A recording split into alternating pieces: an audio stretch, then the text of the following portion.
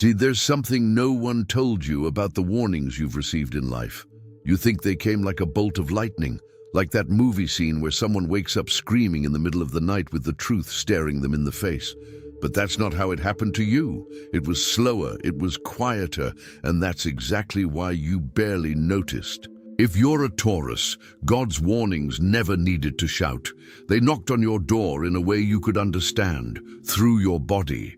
That tiredness that had no medical explanation, that tightness in your chest every time you entered that place, near that person, within that decision that everyone said was good.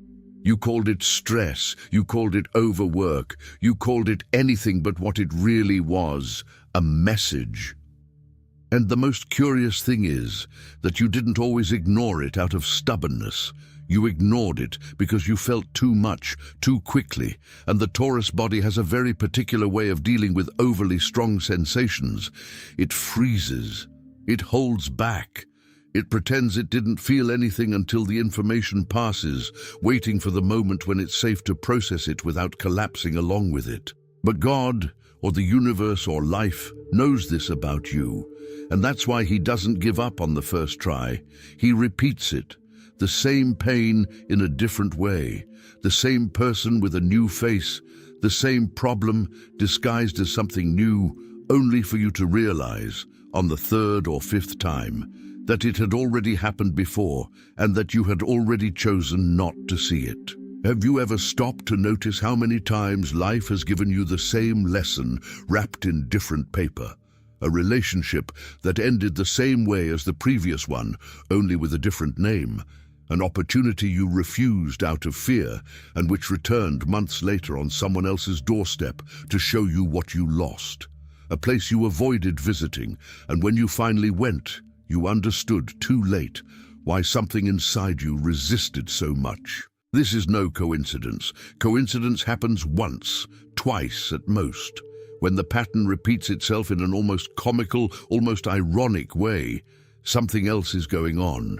And Taurus, more than any other sign, is made to feel this kind of repetition in the body before understanding it with the mind.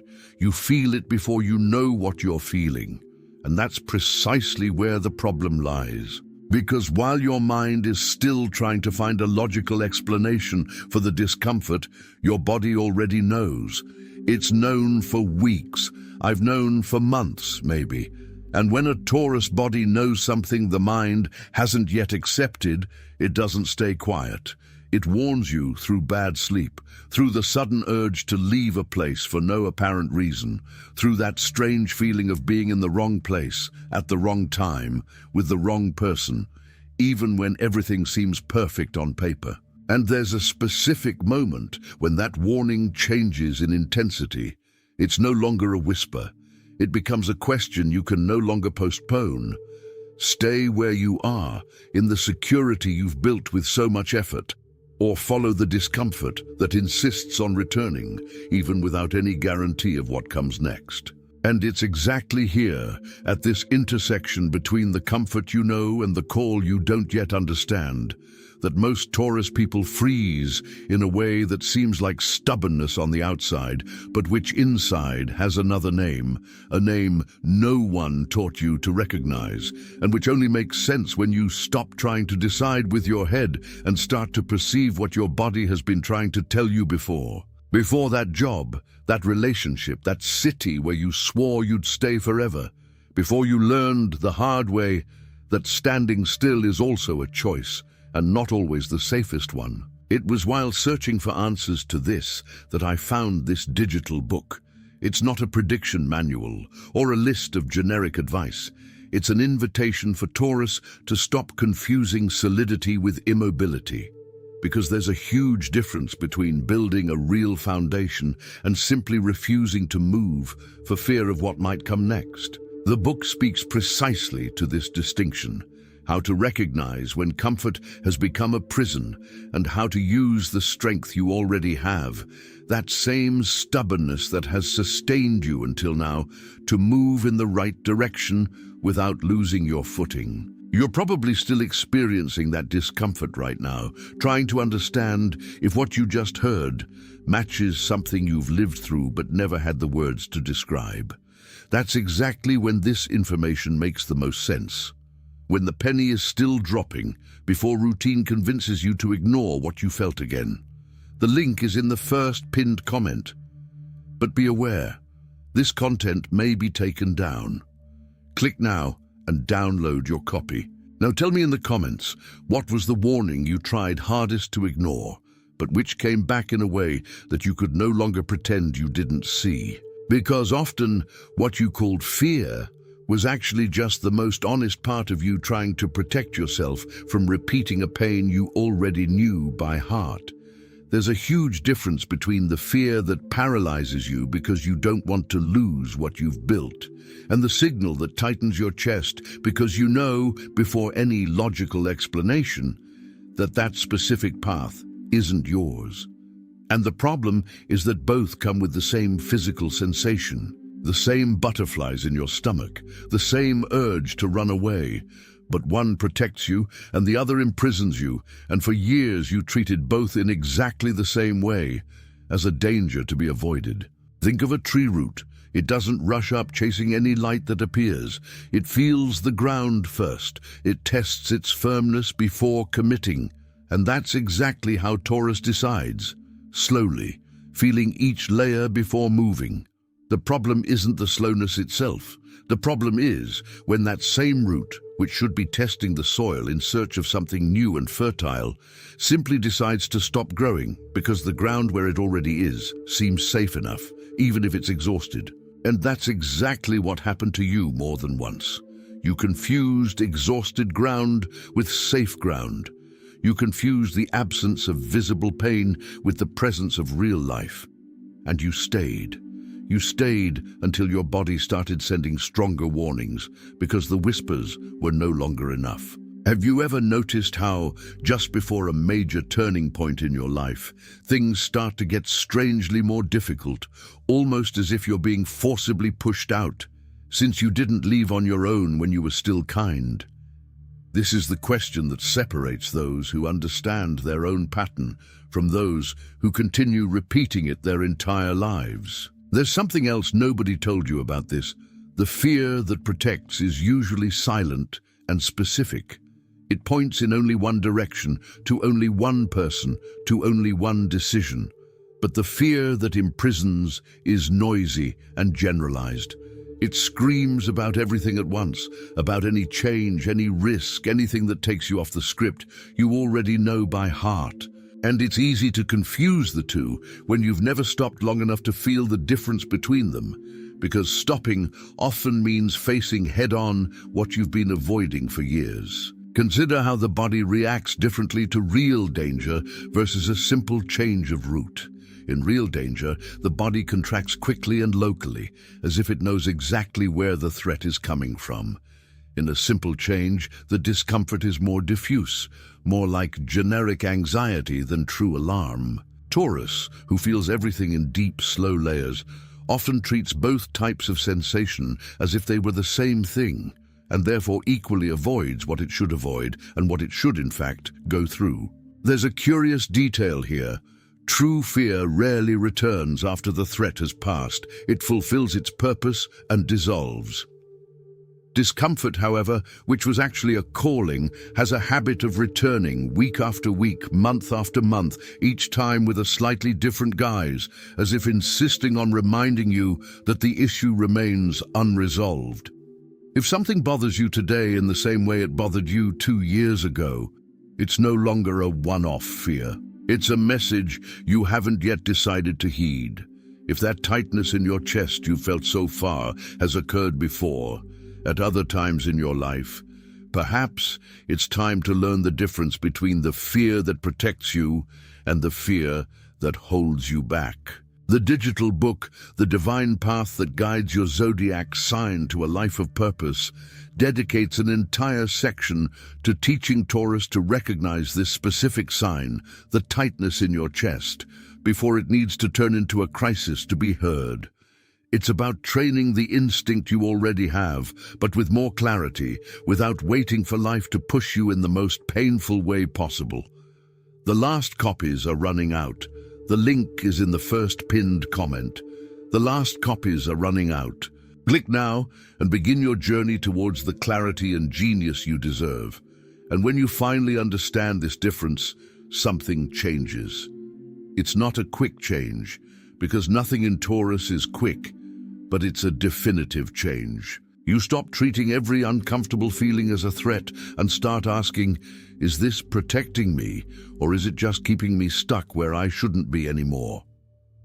And it is here that Taurus's slowness, which has so often been called weakness, indecision, disguised cowardice, reveals its true function. It doesn't exist to prevent you from acting. It exists to ensure that when you act, it's for real, without half measures, without backing down at the first difficulty. Imagine a stone that needs centuries of pressure to become a diamond. No one calls that pressure weakness. They call it a process.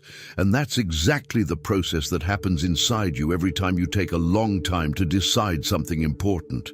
It's not indecision, it's development. But no one taught you to see it that way, so you learned to criticize yourself for not being as quick as everyone said you should be. And this pressure hurts twice.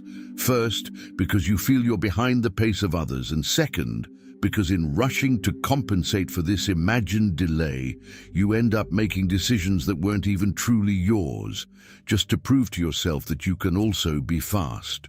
And it's almost always precisely these hasty decisions, made to silence the internal pressure, that you regret most later, because they didn't come from your real time. They came from the fear of seeming too slow to the world around you. But there comes a point when this formation reaches its limit.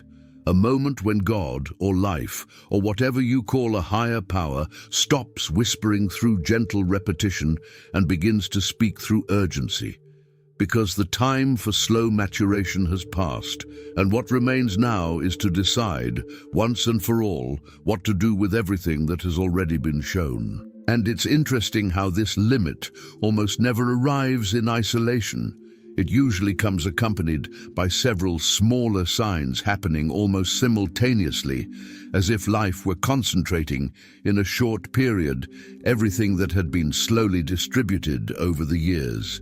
A difficult conversation here, unexpected news there, an encounter that seemed accidental, but reopens exactly the subject you had been avoiding thinking about. Alone, each of these events could go unnoticed. Together, they form a chorus that becomes almost impossible to ignore, even for those with the patience of stone that Taurus possesses. Have you ever felt that? That turning point where the warning stops being subtle and becomes almost impossible to ignore, as if life has grown tired of waiting for you to realize it on your own. That moment when several small things, which separately seemed unimportant, suddenly fit together and form an image that you can no longer undo, no matter how hard you try to go back to your old routine. If you've made it this far, feeling like you might be experiencing this turning point now, this is exactly the moment when having real clarity makes all the difference, not 6 months from now, when the pressure has passed and you're back to the same old patterns. The digital book, The Divine Path That Guides Your Zodiac Sign to a Life of Purpose, was designed for this exact moment, the moment when Taurus feels the need to act, but doesn't yet fully trust themselves to take the step. It works like a map of your own strength, showing where it has always been, even when it seemed like stubbornness or fear. The link is in the first pinned comment. The last copies are running out. Click now and begin your journey towards the clarity and genius you deserve. And that's how, probably, the last major turning point in your life happened. Not like a bolt of lightning in the middle of the night, but like a door that had been knocking for a long time, with an insistence you only recognized when you could no longer deny it. Perhaps it was an illness that forced a pause. Perhaps it was a loss that took away the ground you swore was solid. Perhaps it was simply the weariness of pretending everything was all right. when your whole body had been screaming the opposite for years. Perhaps it was also an unexpected invitation, a proposal that came out of nowhere and stirred something you had stored away in a dusty corner of your memory, thinking it no longer mattered. And the most interesting thing is that, looking back now, you can see the previous warnings with a clarity you didn't have before.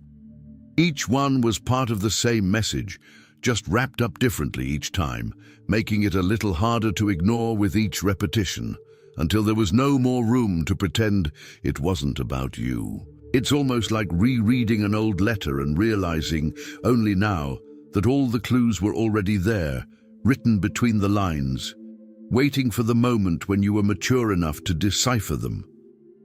At the time, you read it as if it were just an isolated event, a minor difficulty, a bad phase that would pass like all the others. Today, with the distance that only time provides, it's clear that it was never by chance. It was the same sender, trying in increasingly direct ways to ensure that the message arrived before it was too late. That was probably the last time he knocked on your door in such a gentle way. Next time, if you keep pretending you didn't hear, it's quite likely the knock will be louder, because that's how life treats those who have already received enough warning and chose not to listen anyway. Not as punishment. This is important to understand. It's not punishment. It's simply the natural workings of things. Just as a body that ignores hunger for too long ends up receiving hunger in the form of pain, a soul that ignores gentle warnings for too long ends up receiving the same message wrapped in something that can no longer be postponed. God doesn't change strategy because he wants to hurt you. He changes strategy because he is trying in every possible way to ensure that the message arrives before it's too late to act freely and not just out of obligation. And that's why recognizing this pattern now, before the next blow, completely changes how you will live the next chapters of your story.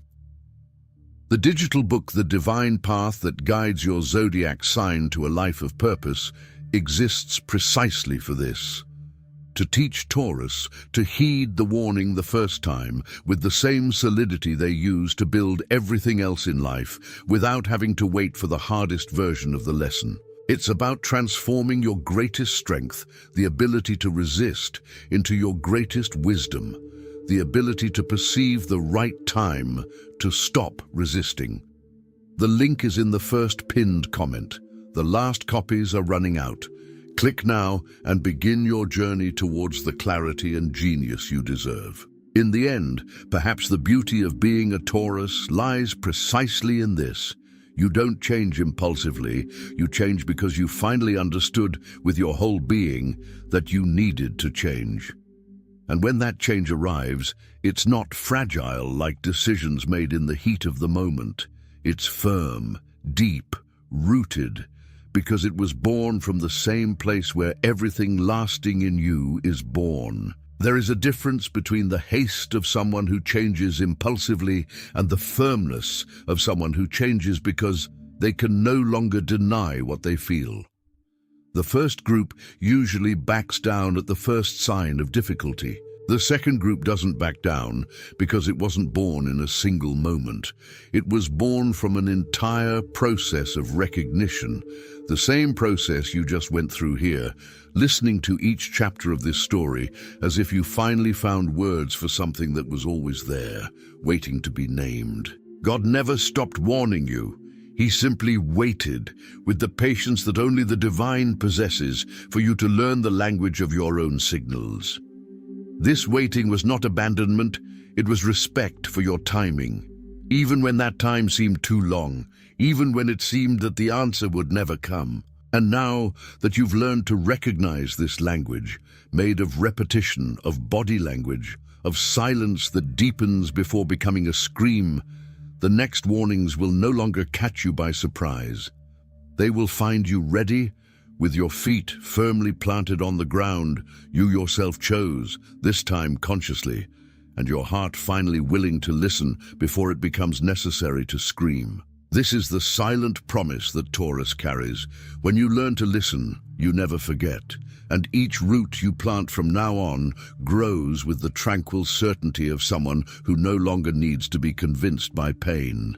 And perhaps this is, in the end, the greatest test of faith that exists, trusting that the warnings came out of care, not by chance, and that each time you chose to listen, even with fear, even without any certainty of what would come next, you got a little closer to the whole person you were always destined to be.